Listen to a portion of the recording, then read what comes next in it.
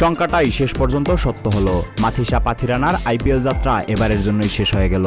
2024 সালের আইপিএলে আর দেখা যাবে না শ্রীলঙ্কা নেই পেসার বোলিং এর অ্যাকশন। হ্যামস্ট্রিং চোটে পড়ে দেশে ফিরে গিয়েছিলেন, সেখান থেকে আর চেন্নাই শিবিরে আসা হচ্ছে না। এরই মধ্যে নিজেদের ডেথ ওভার স্পেশালিস্ট বোলারদের দুইজনকেই হারালেন চেন্নাই সুপার কিংসের পেস বোলিং লাইন আপ এবার সাজানো হয়েছিল মুস্তাফিজুর রহমান এবং মাথিসান পাথিরানাকে নিয়ে। চিপাকে ঘরের মাঠে চেন্নাই যে দুর্গ গড়ে তুলেছিল, গত 17 বছর ধরে সেই দুর্গের প্রধান দুই ভরসা ছিলেন এই পেসার জুটি। মুস্তাফিজ গত 2রা মে দেশে ফিরেছেন জিম্বাবুয়ে সিরিজে অংশ নিতে, এরপর পাথিরানা পড়েন ইনজুরিতে।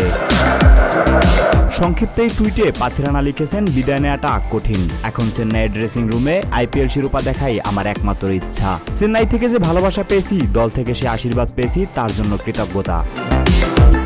এবারের আইপিএলটা বেশ দারুণই কাটিয়েছে পাথিরানা। 6 ম্যাচে নিয়েছেন 13 উইকেট, ওভার প্রতি রান দিয়েছেন মোটে 7.68, উইকেট নিয়েছেন 13 গড়ে। অন্যদিকে মুস্তাফিজ 9 ম্যাচে নিয়েছিলেন 14 উইকেট। দলের দুই শীর্ষ বোলারকে একসঙ্গে হারিয়ে বেশ বড় ধাক্কাই খেতে হচ্ছে চেন্নাইকে, যদিও তাদের ছাড়াই নিজেদের শেষ ম্যাচে জয় তুলে নিয়েছে 5 বারের চ্যাম্পিয়নরা।